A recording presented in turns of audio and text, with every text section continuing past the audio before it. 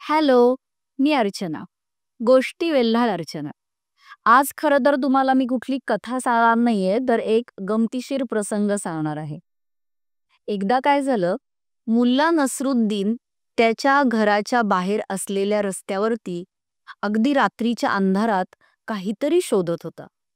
रस्त्यावरती जो दिवा होता, त्या दिव्याच्या प्रकाशामध्ये अगदी वाकून-वाकून, दोन पाय टेकवून, दोन हात अगदी खाली टेकवून, नीट तो काहीतरी बघत होता.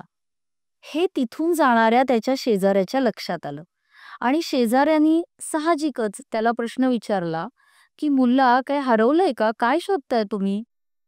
मुल्ला म्हणाला, "अहो काय सांगणार, माझ्या घरच्या किल्ल्या हरवल्यात." आता किल्ल्या ही तर खूप महत्वाची गोष्ट आहे. शेजाऱ्याला वाटलं, चला आपण पण थोडी मदत करूया, कदाचित सापडून जातील. शेजारी सुद्धा त्याच्याबरोबर वाकून वाकून अगदी कसोशीनं त्या किल्ल्या शोधायला लागला. बराच वेळ झाला, किल्ल्या काही कुठे सापडेच ना. शेवटी साहजिकच शेजाऱ्यानं विचारलं, "मुल्ला, नक्की किल्ल्या हरवल्या कुठे होत्या?" मुल्ला म्हणाला, "घरात." "अहो, तुमच्या किल्ल्या जर तुम्ही घरात विसरला होता, तर इथं या दिव्याखाली तुम्ही कशासाठी शोधताय?" मुल्ला म्हणाला, ते उत्तर खरंच गमतीदार आहे. मुलांनी सांगितलं, "कारण इथं प्रकाश आहे."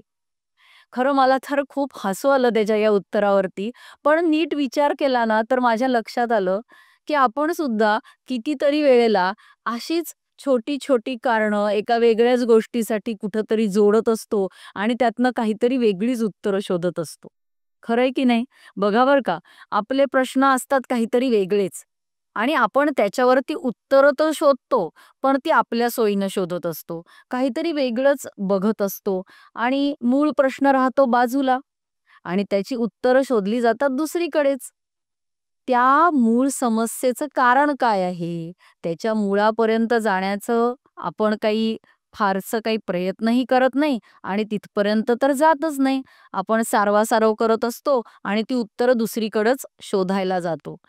तर खरंच आपण ह्या आपल्या ज्या प्रश्नांपर्यंत, समस्येपर्यंत त्याचं मूळ गाठण्याचा आपण प्रयत्न करतो का? बघा विचार करा.